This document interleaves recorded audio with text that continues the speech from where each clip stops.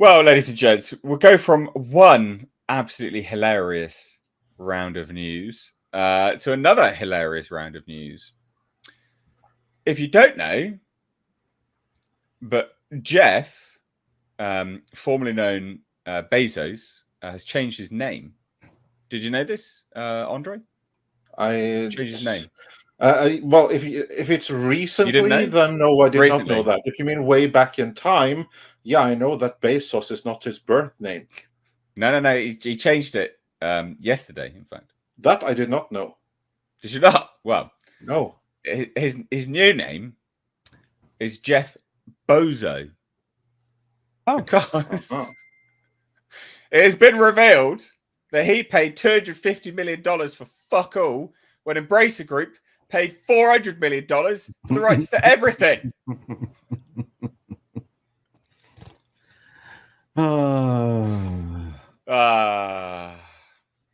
So Jeff Bozo here paid 200. Fuck it, the J.R.R. Tolkien estate saw him coming, didn't they? They were like, we're going to rinse this mofo. $250 million for the rights to nothing. Actually nothing. The Embracer Group, just Big D Energy swinging around, just walk in and go, 400 mil, we'll buy it all. Not only that, Jeff Bozo, in the contract, has to make 5 seasons of that shit. Yep.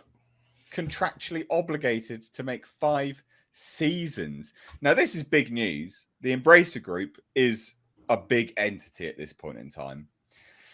And they're snagging up quite a lot of stuff, you know? In fact, they have Tomb Raider, unfortunately. They're part to blame for Phoebe Waller-Bridge.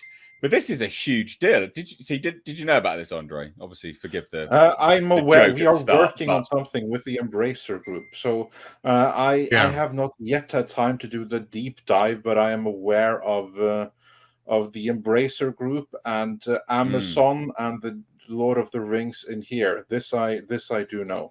Yeah, Six has been doing all the research, and there's something going on funky with Warner Brothers still, and their side of things.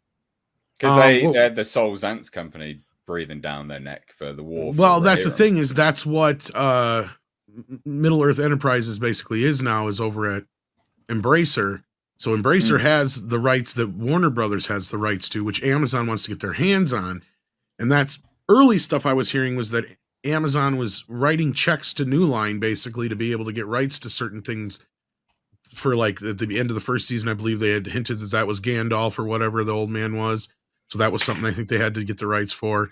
And same thing going into the next season. I think they wanted to use a few other characters or relatives thereof or whatever that they had to end up paying the rights off for. But now they've been fighting back and forth. I don't know all the specifics.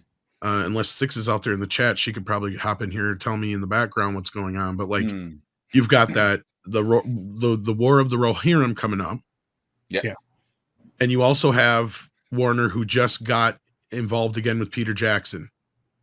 And because that is a big FU to Amazon, basically. Well, it is, yeah. Well, it is, because in this documentation, it's been revealed that basically, you know, Embracer acquired it and then basically went straight to Warner Brothers, effectively, and signed a deal pretty much immediately. So one of the other things that's happening there that I reported on a couple days ago is that they're actually doing layoffs at Embracer right now. Just FYI. Well, that's not a massive stretch. It depends what they're actually laying off, though, doesn't it? To be fair, yeah, because a lot of people have like dead weight, as it were. True story. But I just found this comedy gold. So this, just for posterity's sake, 395 million. Today's conversion rates to acquire Middle Earth Enterprises from the Soul Zance company in August. At the time the deal was announced, Embracer and Soul Zance declined to comment how much Lord of the Rings holding company had sold for, but estimates at the time projected the rights, which include world rights to film, video games, board games, merchandising, theme parks, stage shows. We're up to $2 billion. I can believe that there's a value that high. How on earth did they buy it for $395 million? Soul Zance is probably in trouble, would be my guess. Oh, yeah. They've been in and out of court for years over this crap. I can also tell you exactly why. Because when you get the Soul Sands company, right? But you don't actually get the movie rights. The movie rights functionally are with Warner, and they have them for perpetuity as long as they keep on renewing them. It's the same kind of deal with Marvel. Say, for instance, hypothetically, that you want the Spider-Man movie rights because the Spider-Man movie rights are amazing. So then, and let's just forget, okay, let's go 10 years back in time or 15 years back in time. Marvel is not yet owned by Disney. Marvel is still an independent thing. We are now back in like 2006. Spider-Man is hot shit. Spider-Man 1, Spider-Man 2 is out. Spider-Man 3 is in development. You want to make a bid for the Spider-Man movie rights because you think you can do amazing with them. You see, who has the Spider-Man movie rights? The ultimate owner of them is Marvel. So then you go and you want to try to buy Marvel. But here's the thing. Yeah, they may be the ultimate owner of the Spider-Man rights, but they don't have the use of those rights. The use of those rights are with Sony for as long as they want to have them. Well, now suddenly Marvel is a much less valuable proposition if you were interested in the Spider-Man rights.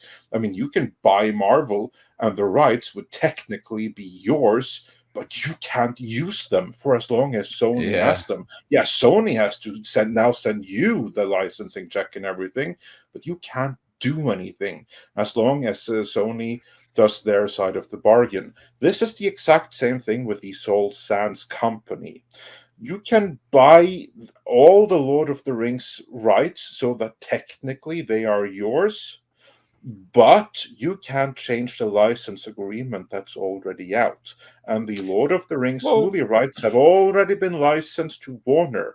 And as long as they pay their licensing fee, which you would be the recipient of, ain't nothing you can do as long as they uphold their rights. That's why the company isn't worth anymore, because with the Lord of the Rings movie rights spoken for, the rest of the company isn't worth that much. That's why. Well, you say that, but Soul Zance and Warner Brothers were having some legal over the war for Rohirrim because that they were trying to imply that wasn't going to cut it in terms of the rights. Yes, I can explain that.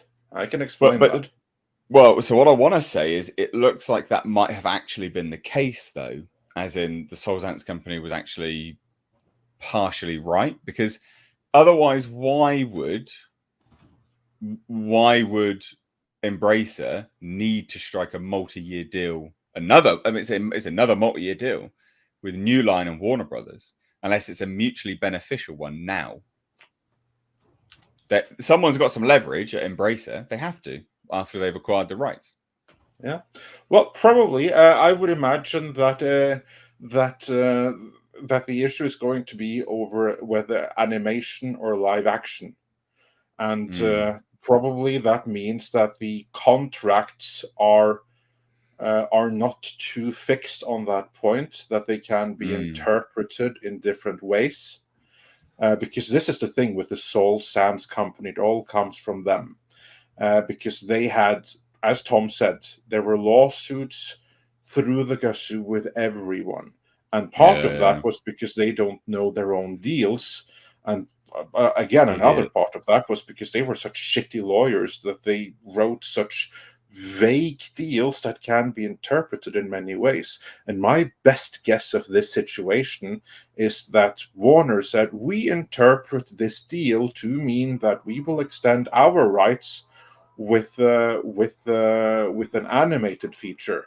Whereas they will say, no, no, no, no. Or Embracer will say, no, no, no, no. Maybe you interpret it that way, but we disagree. We feel the spirit is that it needs to be a live action thing. However, we see why you would do that. So rather than us going through the courts and everything in public, let's just agree that if you just send us this money right now because we need it, because we bought way the fuck too much too fast, and now the bill is due and we can't really pay it, so we need money. So if you just send us a few $100 million that we know you can spare, then we'll just make the whole thing go away and we'll all be happy. I think that's what happened. Okay.